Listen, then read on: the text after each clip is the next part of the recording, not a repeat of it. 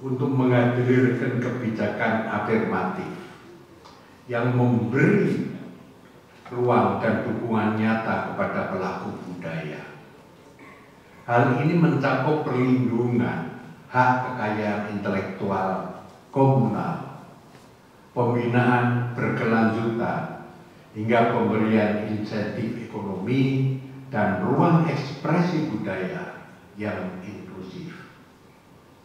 Saya mendorong agar pelestarian BPTB DIY ke depannya senantiasa mengedepankan pendekatan berbasis komunitas yang menempatkan pelaku budaya sebagai subjek utama, bukan sekedar objek program. Generasi muda khususnya harus diberi ruang dan alasan kuat untuk merasa terhubung dengan tradisi sebagai sumber identitas dan inspirasi yang dapat mereka kembangkan.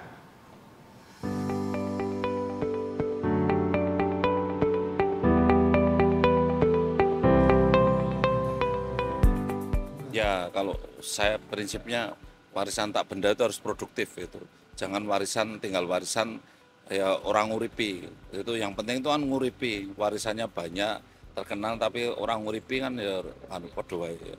Makanya kalau menurut saya itu harus nguripi. Contoh kopi jos misalnya gitu kan. Ya gimana kopi jos itu bisa nggak direplika?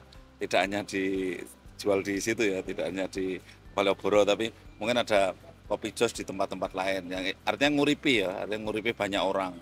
Bagaimana direkayasa teknologi kopi jos, misalkan yang di jos itu misalkan ini mengandung vitamin misalkan gitu. Jadi arengnya itu tidak asal areng yang dari keranjang kandang wedhus itu kan, ya harusnya yang bersih. Kemudian ide saya ya kalau arengnya kalau bisa mengandung apa ya, fortifikasi gitu loh. Coba kalau kopi jos itu arengnya areng fortifikasi, itu wow keren. Karena apa? Mungkin kita ada lansia misalnya gitu kan, harus ada vitaminnya, ada kalsiumnya gitu.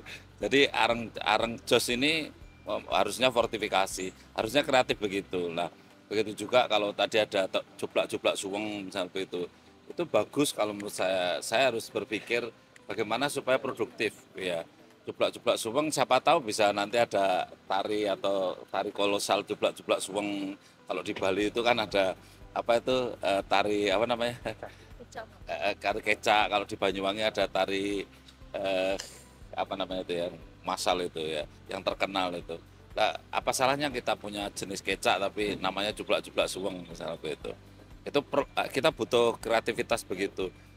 Jadi warisan tak benda ini perlu dihidupkan kalau menurut saya. Ya jangan dibiarkan.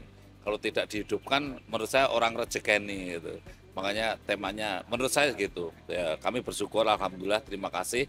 Tapi kami mengkritik diri kami sendiri bahwa kalau itu diberikan pada kami terus kami biarkan pasti tidak produktif. Jadi harus diproduktif.